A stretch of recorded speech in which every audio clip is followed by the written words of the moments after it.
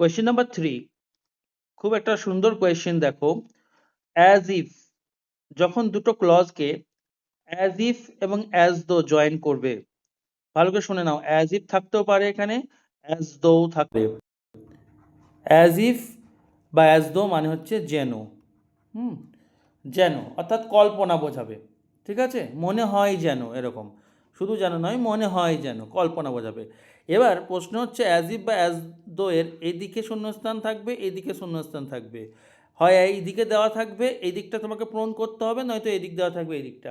তাহলে আমাকে তিনটে রুল জানতে হবে, এই তিনটে রুলের বাইরে কিছু আসে না অ্যাজ ইফ অ্যাজ দো থেকে। মনে রাখবে, প্রশ্নের উত্তর পরে করছি, আগে রুলগুলো শোনো। 1 নম্বর রুল হচ্ছে অ্যাজ ইফ অ্যাজ দো এর পরের ক্লজটি তে যদি বি ভার্বের দরকার হয়, এইখানটায় যদি বি ভার্বের দরকার হয়, মানে অপশনে বি ভার্ব দেওয়া থাকে, অ্যাম, ইজ, আর, ওয়্যার, ওয়াজ, এগুলো, তাহলে চোখ বন্ধ করে এখানে ওয়্যার লিখে দিয়ে চলে আসবে।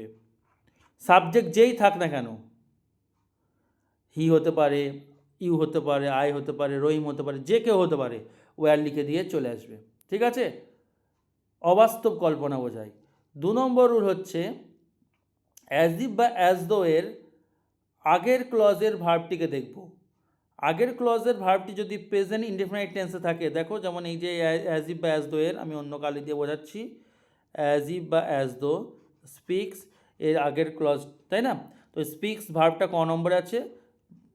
সিম্পল প্রেজেন্ট টেন্সে আছে, ঠিক আছে, সিম্পল প্রেজেন্ট টেন্সে আছে, V1 আর V5 মানে যার সাথে ভার্বের এস বা ইএস লাগে, সেটাকে আমরা সংক্ষেপে V5 নাম দেবো, ঠিক আছে। তাহলে এইখানে যদি V1 বা V5 থাকে তাহলে সেটা প্রেজেন্ট টেন্স হয়।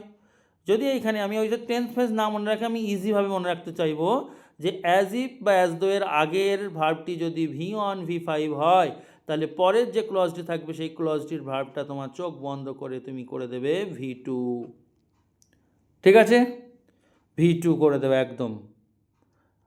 যদি অ্যামিজ আর ওয়াজের মধ্যে থাকে তো ওয়্যার বসাবেই, আর যদি না থাকে তাহলে এরকম থাকবে, এদিকে V1 V2 থাকবে, V1 বা V5 থাকবে, তুমি এইদিকে V2 করে দেবে। তাহলে এখানে দেখো V1 বা V5 আছে, এদিকে আমি V2 খুঁজবো। কোথায় V2 আছে দেখো, নোজ, এটা তো V5, এস বাই এস লেগে গেলে সেটাকে V5 বলবো। হ্যাড নোন, এটাও হবে না, শুধু হবে না, এগুলো সব ভুল আছে। পড়ে রইল এই দেখো option B, new, no, new, non, V2 এ আছে, তাহলে অপশান বি হচ্ছে আনসার। আর একটা রুল শিখে নাও, এই দুটো আসে, আর একটা রুল পরীক্ষায় আসতেই পারে, আমরা একটু শিখে নেব, চলো সেটা কি।